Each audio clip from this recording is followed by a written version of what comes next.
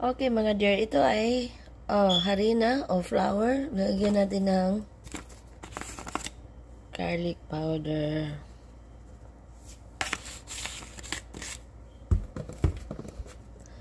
Parsley po. At saka pepper.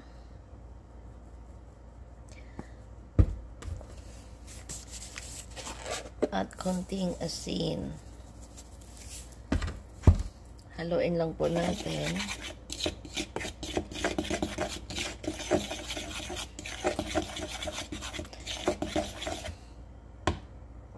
So, nahalo na natin yung drying ingredients. Ilagyan natin ng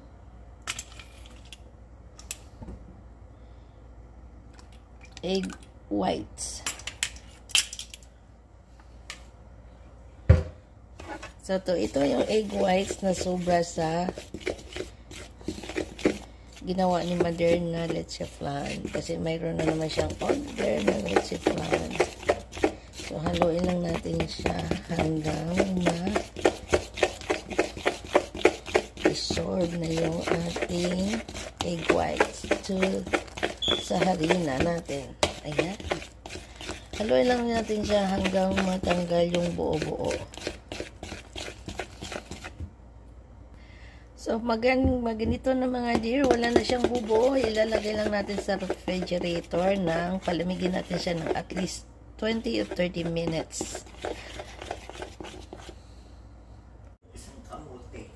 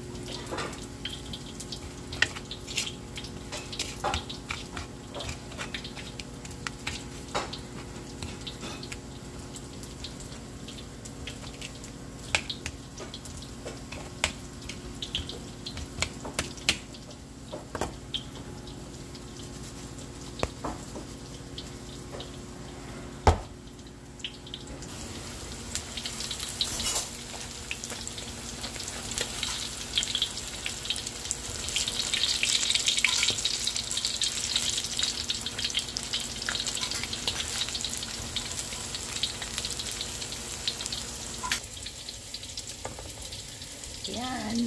Luto na yung ating okra tempura. Kain tayo. Yung ating ulam ay okra. Okra. Puro okra. Okrang lagyan natin pala ng sili. Gusto mo na, ayaw mo Mother ha? Hindi ko na sili. Kunti lang naman Mother. Lagyan natin ng sili. So, mayroon tayong suka, mayroon tayong garlic, tsaka pepper, tsaka asin. Ito yung ating okra na tempurang okra.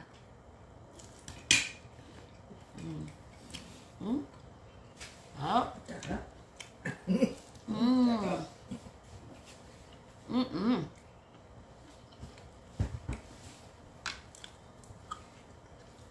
Tsaka mayroon tayong yung ginisang okra na may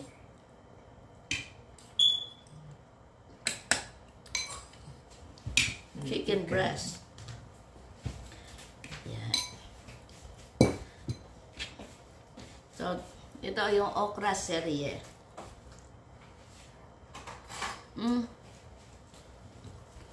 Sarap magkamay.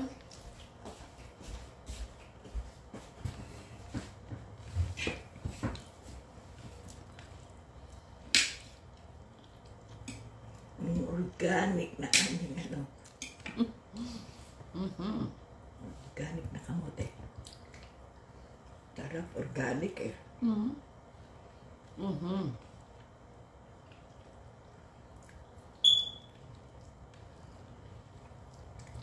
Ay, sarap.